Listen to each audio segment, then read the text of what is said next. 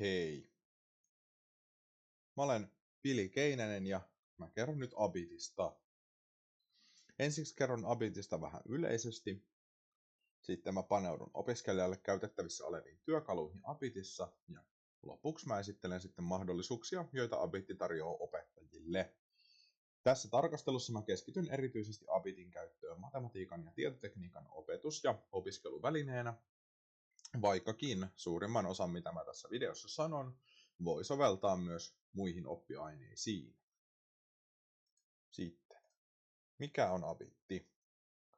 Abitti on tosiaan ylioppilastutkintolautakunnan kehittämä Linux-pohjainen käyttöjärjestelmä ylioppilaskokeiden tekemistä varten. Sen voi asentaa omalle muistitikulle ja se käynnistetään sitten sitä kautta.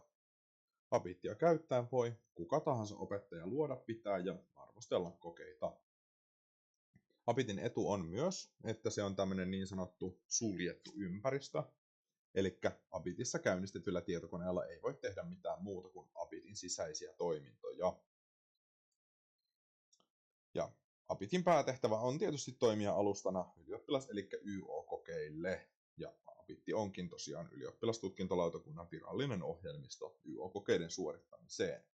Ja käytännössä jokainen Suomessa valmistuva ylioppilas tekee tutkintokokeensa Abitissa.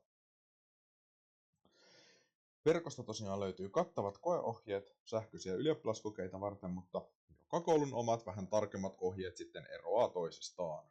Osalla kouluista esimerkiksi on jokaisella oltava oma Abitti-tikku valmiina asennettuna, toisella taas Abitti tarjotaan valmiiksi koulun puolesta muistitikulla. Mutta jokaisen opiskelijan taitoihin kyllä kuuluu esimerkiksi osata asentaa Abitti omalle koneelle ja käynnistää kone sieltä. Abitti sitten opiskelijan eli oppilaan näkökulmasta. Abitissa on sisäänrakennettuna kaikki lukio-opiskelussa tarvittavat aineistot ja ohjelmistot, kuten maaltaulukokirja, monipuolinen laskin, kaavaeditori ja LibreOfficen toimisto-ohjelmat.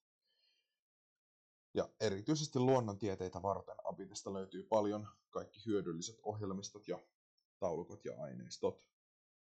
Tutustutaan seuraavaksi vähän tarkemmin siihen, miltä Abitti näyttäisi opiskelijan silmin esimerkiksi vaikka matematiikan kokeen aikana. Tässä on lyhyen matematiikan kakkoskurssin koe, jonka mä oon tehnyt, ja täällä opiskelijalla näkyy sitten kaikki kokeen tehtävät ja mahdolliset aineistot löytyisi tästä ylhäältä linkistä. Sitten jos mennään vaikka ensimmäiseen A-kohtaan kirjoittamaan vastausta, niin tänne voi ensin kirjoittaa tekstiä. Tässä on vastaus. Ja sitten täältä klikkaamalla tai näppäinkomennolla saadaan lisättyä kaava. Ja edelleenkin pikanäppäimillä tai sitten täältä klikkailemalla voi lisätä matemaattisia merkkejä. 2 kertaa 2 on 4. Näin. Tai sitten jos haluaa, niin täältä oikeasta reunasta pääsee kirjoittamaan ihan latehikaavaakin, jos haluaa.